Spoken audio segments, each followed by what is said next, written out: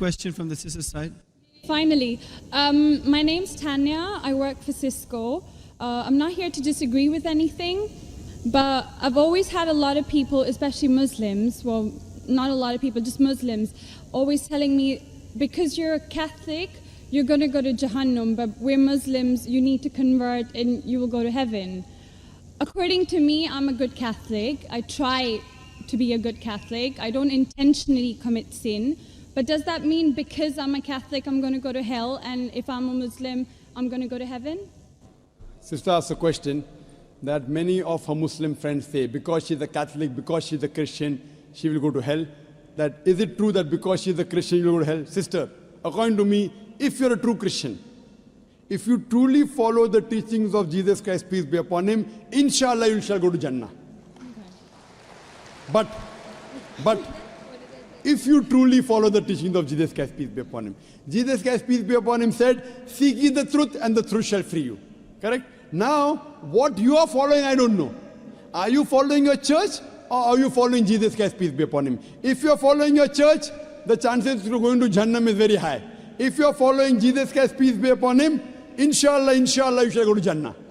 Now, if you read the Bible, there are sayings of Jesus Christ, peace be upon him. I don't know how much you are well versed with the Bible. Now, all the sayings of Jesus Christ, peace be upon him, are in red letter. Are in red letter. Yeah. Sister, do you believe Jesus to be God? Well, I'm a bit confused about that, so I'm not going to get into that. No, I'm asking yes or no. Well, confused God. No, it's not confusion, but I don't want to answer something I don't know. And it's not funny. I'm not saying you know or not. Sister, I'm not saying you know or not. What do you believe, I'm asking? No, I do believe he's God. Yes, yes, I that's do. it. I'm not saying what you know. You may not be able to prove it. Yeah, fine. I do. Sister, I'd like to tell you one thing. Islam is the only non-Christian faith which makes it an article of faith to believe in Jesus Christ, peace be upon him. No Muslim is a Muslim if he does not believe in Jesus Christ, peace be upon him. We believe that he was one of the mightiest messengers of God.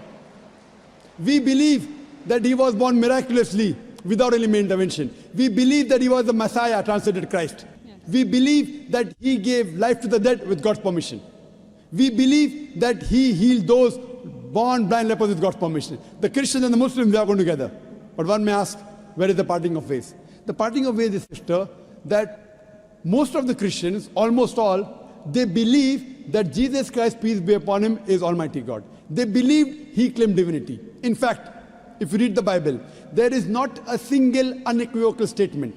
There is not a single unambiguous statement in the complete Bible where Jesus Christ, peace be upon him, himself says that I am God, or where he says worship me.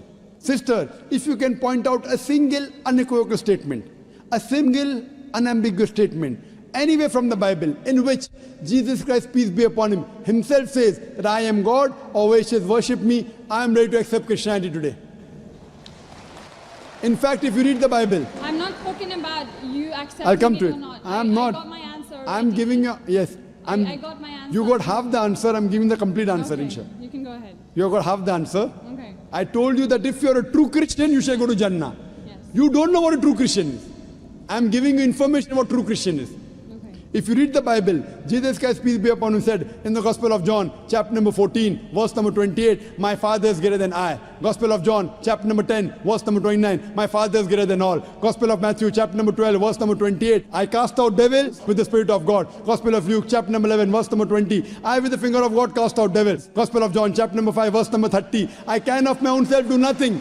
As I hear, I judge, and my judgment is just. For I seek not my will, but the will of my Father. Anyone who says, I seek not my will, but the will of Almighty God is a Muslim. So Jesus Christ, peace be upon him, submitted his will to God. He was a Muslim. He never said he was God.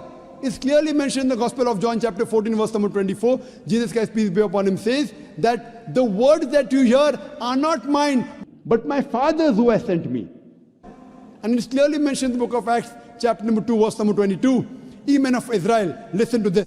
Jesus of Nazareth, a man approved of God amongst you by wonders and miracles and signs, which God did by him, and you are witness to it.